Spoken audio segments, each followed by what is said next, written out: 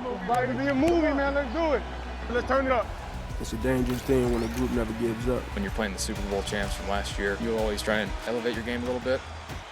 It's a hell of an opportunity to make a statement about who we are. No matter who the opponent is, no matter where it is, I'm just trying to win. The atmosphere is going to be great. The fan base is going to be pretty rowdy. This is some of the best football you're going to get. Come on!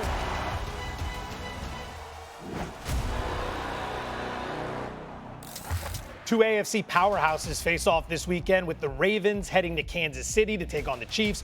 Both teams have gotten off to disappointing starts, with the Ravens' defense struggling to hold leads and the Chiefs' offense looking far from elite. They'll hope to get right Sunday to avoid a 1-3 hole. Very simple question, gentlemen. Stephen A., we begin with you. Yeah. Who needs it more, Baltimore or Kansas City? Clearly the Chiefs, because they're in a tougher division. It's a byproduct of what first of all, we expect the Steelers to lose in Dublin, Ireland this weekend. We expect that defense in Minnesota to rain havoc, and we get that part. When you look at the AFC West, it's about how the Chargers are looking right now, how big time they're looking, how they're looking like a viable Super Bowl contender and arguably the second best team in the entire damn conference. Of course, we're not going to just dismiss the Ravens, and we know what the potential is for the Chiefs to be once Rashee Rice and Xavier Worthy both come back to join Hollywood Brown, Travis Kelce. We expect their offense to be more formidable, free up Travis Kelce a little bit. Who knows if he'll get going, and obviously spell for the defense to some degree. But we're still looking at them and we're saying, okay, we expect something from you, but you can't afford to lose this game because the Chargers ain't losing. Yeah. They're finding ways to win. They're undefeated. And Justin Herbert is looking otherworldly right now. And Jim Harbaugh seems to really have the pulse of him right now and tapping into whatever great potential he may have. Even if you lose this game and you're the Baltimore Ravens, although that's not a good position to be in, we're not sold on Cleveland because of their offense. We're not sold on Cincinnati because Burrow is out. And we're not sold on Pittsburgh because they can't run and they can't stop the run. So you take all of that into consideration, the answer to this question is easily the Kansas City Chiefs. Cam Newton. Bro, listen, man, I feel like he watching my notes, bro. Man, he over here looking up at my paper. Keep your eyes on your own Scantron, Stephen. Yes, sir. Yes, sir. No, but for real, like I second everything that he pretty much said, because it's, can you have cushion, right? When you compare the two, it's the conference that they're in, or the division that they're in, rather. And yes, the Chargers are looking damn good, but more or less the Broncos are too. Like, understand the loss that they had, or they've been very competitive in every single game that they've played. Totally true. You don't take, the Browns' offense as serious as their defense. Obviously, they have the number one defense now. You don't really know what you're going to get with Pittsburgh. So the Ravens can very well lose, not to say that they will or are, but they're in a better situation for longevity, for success in this league. But one thing that I would say about the Ravens, matter of fact, let's get personal. Will the real Baltimore Ravens please stand up? And while you're standing, please understand this. My challenge to you, can you play 60 minutes, not 58?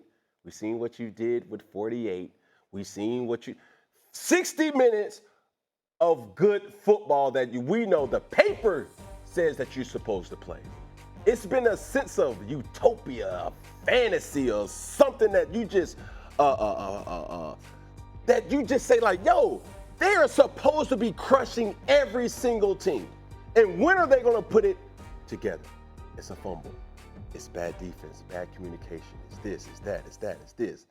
But figure it out. And that's all I care. This game is equally important to both of these teams. If the Kansas City Chiefs lose this game, the streak of AFC West championships end at 9. Period. It's canceled. It's done. Doesn't mean they can't make the playoffs as a wild card. Doesn't mean I want to play them in a playoff game. But they will not win the AFC West, which is a departure from everything that Patrick Mahomes has known his entire career. He does not know what it's like to be a wild card. He does not know what it's like on wild card week and have to play in somebody else's stadium. That is something foreign to him. Something he can handle? Absolutely. It's Patrick Mahomes. But it's not what we're used to. So if they lose this weekend, it's a wrap. It ends at 9. We don't talk about it no more. If the Baltimore Ravens lose this weekend, they will not win the Super Bowl. I would not talk about them as a Super Bowl contender because the one thing we always know about the Baltimore Ravens is you show up in the regular season. I don't know who you're going to be in the playoffs, but in the regular season, ooh, woo, you like that. You know who's playing really, really well. Lamar Jackson playing at an MVP level. You know why we ain't talking about Lamar Jackson as the MVP? Because everybody else sucks. Do they suck? No. I'm not Or gonna do they make costly mistakes?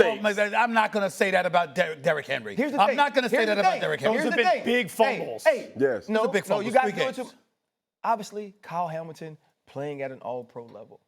Zay Flowers playing at a Pro Bowl level. I'm not saying that the individual players suck. I'm saying the collective, as it goes to winning football games, does. You are what your record You says. are what your record. That's what Bill Parcells said. Hello. He's a Hall of Famer. If something's going to change So, with okay, those so you telling me this, though. Hold up. The only team you beat was the Browns. I got it.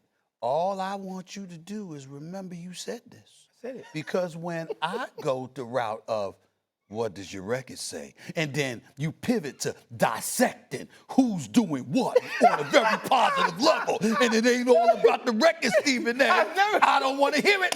I don't want to hear it. Because that's what he going to do to me, Cam. He going to do it. I'm going to say what their record say. Did they win the game or not? No, it's not that simple, Stephen A. I mean, are you watching the game? Let me break it down for you. This is what he gonna do. You see, it's the level of inconsistency, and that's why he's laughing. Because I watch him. And you can't. And guess what? And guess what I started doing? Let me tell you what. Guess what I started doing? I went on my tape. My girl looked at me and she's like, "What you watching?" I said, "I'm watching 4th and 1."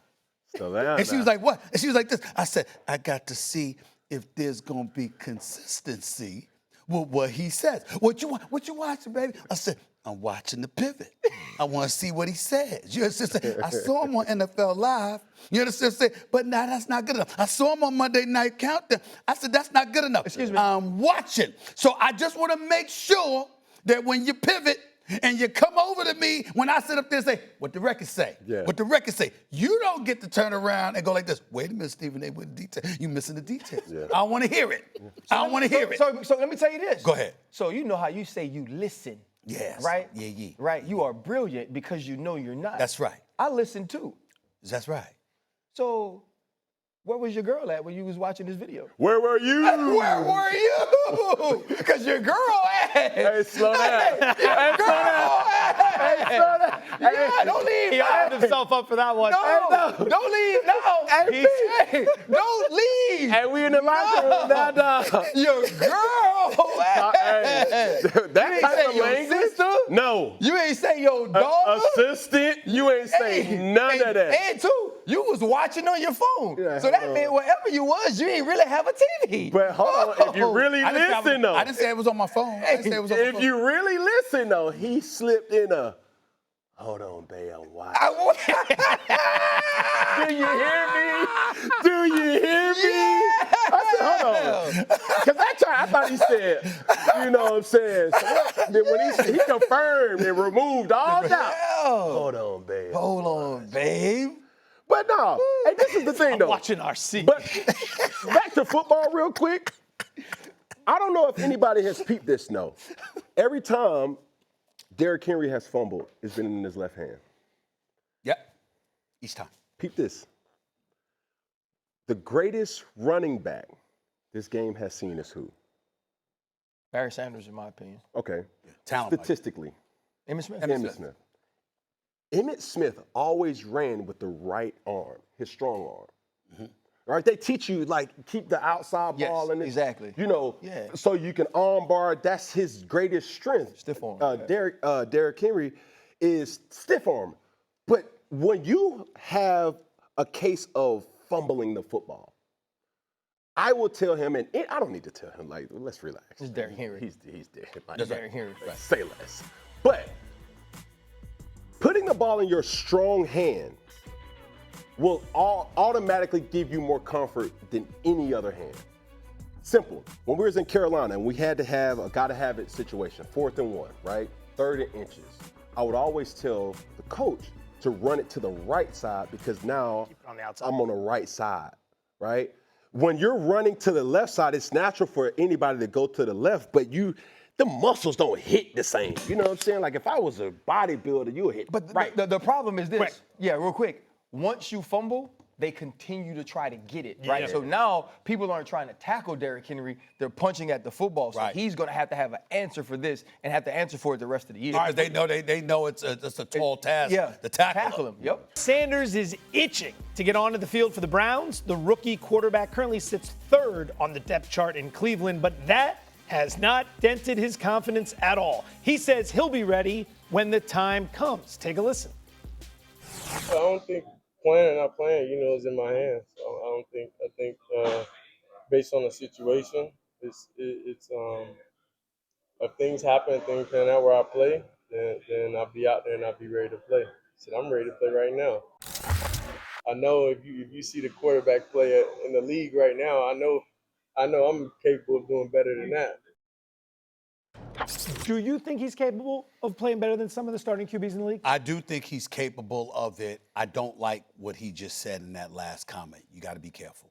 You just got to be careful. Every little thing gets held against him.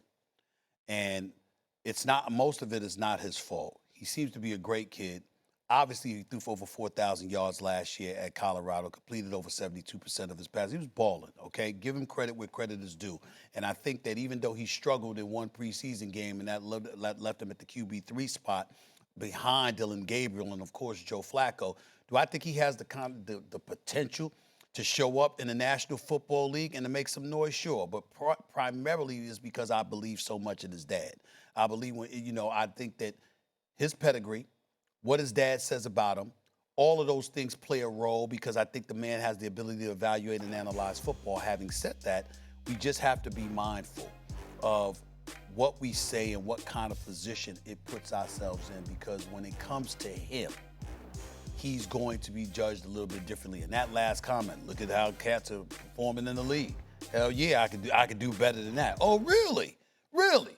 And you never know what's going to get thrown in your direction, because I've seen situations, and this is me covering basketball. I've seen situations, fellas, where players have been put in bad spots by coaches, by an organization, just to show them up to submerge their egos. I've seen it happen. And don't tell me it can't happen in football, where coaching is far, far, far more valuable. But it happened to him. And it happened to him. Did you know the third preseason game that we saw Shedeur play, it was like, bro, 87 to 94% of the players that you were playing with or trying to compete with did not make the team in no capacity, not even practice squad. So, I mean, do I have a problem with what he said? Being a quarterback in the National Football League comes with a level of responsibility that you have to grow into. It happens to us all right? But I see a guy like Shedeur, and he does have trade value. I name a team right now that it's worth a try. Cincinnati Bengals. Yeah. I mean, bruh, and then you get a good situation. Okay, you light a fire, you get everybody excited. He can learn behind, obviously when Joe Burrow comes back. But the petty cam in me want to say, hey, Miami, what can he do? Lose a game? What y'all gonna go 0-4? No. But that was just me being facetious. But the reality is, Shedeur is in a situation that even when we had our discussions, it's like, bro, stay ready. And understanding not just the quarterback position, understanding the professionalism that this game expects you to be. The first one in, last one to leave, knowing how to treat your body. When you see certain things like, oh man, my shoulder's sore. It's like, yeah, bro, like, hey, get your guy, get your gal. You know what I'm saying? Get the proper treatment. You know what I'm saying? Get your routine, perfect your routine. And once you understand that, and when you have that opportunity, maximize it to the best of your ability. Listen, I know how to be honest and self-aware, right? Deion Sanders is the big brother to me. I love Shedeur Sanders. I think he prepares. I think he works hard. I think he's dedicated to his craft. I look at the NFL, Tennessee, Atlanta, the Giants, New Orleans, Cincinnati, the Jets, Cleveland, Miami, Houston, Carolina, Denver, Minnesota, New England. I think all of those teams have the exact same record if Shedeur Sanders is their quarterback. Also, I think this, though. I've not heard from Jalen Milroe this year. He's actually played snaps in games. I haven't heard from Quinn Ewers this year. He's the third quarterback in Miami. I haven't heard from Dylan Gabriel, who's actually the number 2 in Cleveland. The thing about Shedeur Sanders is he also has to understand what comes along with being Shedeur Sanders. What is the microscope of being Shedeur Sanders? How everything that I say and do is going to be critiqued as to how prepared I am to lead an organization. Because for whatever it's worth, I tell this to any young kid I talk to, you have to know who you are in every room and who everybody else is in that room. It doesn't mean you got to dim your light. It doesn't mean you have to have fake modesty or humility, but you got to understand, in Cleveland, you're the 3rd quarterback. In Cleveland, you're the 5th round pick. And you're going to get that level of opportunity. You're going to get that level of treatment. You're going to get that level of respect. So when you speak, you have to speak from that place. Because whether you believe the quarterback play in whatever place is something that you're better than, at least in your own building, they don't think you're better than Joe Flacco. At least in your own building, they don't believe you're better than Dylan Gabriel. And so for Shedeur Sanders, it's about what can I do to help Cleveland be better. When he said the other day, I'm taking every practice rep as my game rep.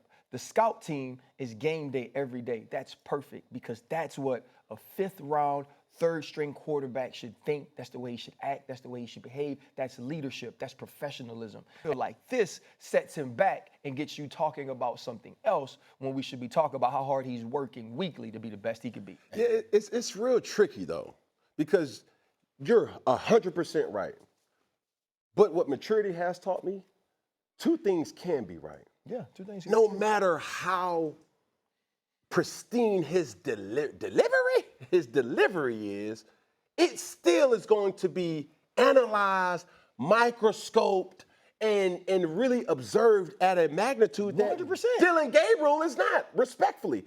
He's 3rd on his team's depth chart, but number 1 in jersey sales. He's 3rd in the depth chart, but he's the most popular player, relevant player, socially, culturally on that team. Okay, so here's the question. Taking all of that into consideration, that's why we know we're going to see him, because we know that pressure is mounting. The more inept they are offensively, the less of an excuse you're going to have to submerge him. If you got Dylan Gabriel, you're going to throw him out there. And the only thing that could derail us from seeing Shedeur Sanders, based on what we're seeing from Cleveland's offense right now, is if Dylan Gabriel gets inserted in there first and he balls out. If he balls out and there's no reason to take him out, then you won't see Shedeur Sanders. But nobody's anticipating that will happen. They believe that Dylan Gabriel might struggle as well, and ultimately we'll see Shedeur. So knowing that, and knowing his popularity, and knowing what comes along with the name, what about not saying anything? That's not. You're obligated to say something. Shedeur? He's obligated. If they ask, okay. Explain why he's obligated. CBA. In the NFL. Got it. In the So that's NFL. the answer. Yes. Okay. So in the NFL, as a player, you have to render yourself available. Mm-hmm. We all heard the quote, "I'm just here so I don't get fined." Mm-hmm. You have to render yourself.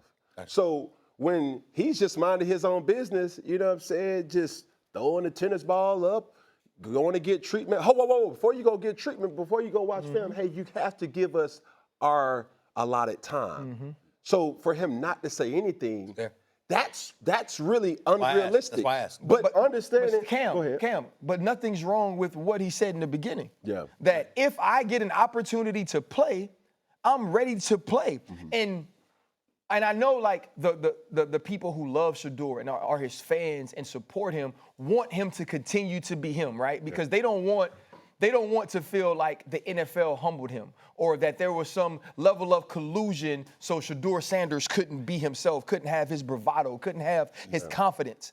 But you also got to understand, man, and especially in this world, sometimes you just got to play the game. Yeah. Sometimes you just got to hold it close to your vest until you get a chance to show it on the field. And that's not selling out. No. You see it? No. Thank you. And I'm just, bro. I've been saying it for years. You have to play the game. You have to understand that. And once you understand that, especially with an influential figure, oh, you're dangerous. But this also is the question that has to be asked. Does Coach Stefanski really want Shedeur to be his quarterback? Does the management and ownership in Cleveland? I've been asking that question for weeks. Do they want him a part of the team? Yes. Why? Because he's good for business. Do they want him to be the quarterback?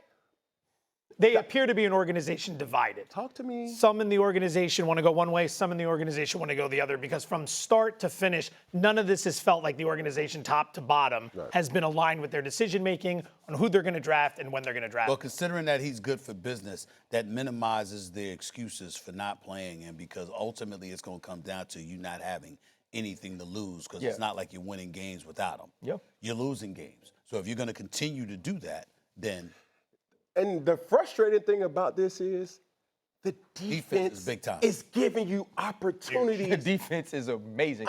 Their defense is Super Bowl caliber. And I know I say this once a week, Myles Garrett, period, point blank. The best. Talk about him like you talk about Lawrence Taylor, Reggie White, Aaron Donald, and J.J. Watt. He's that good. Leave it there.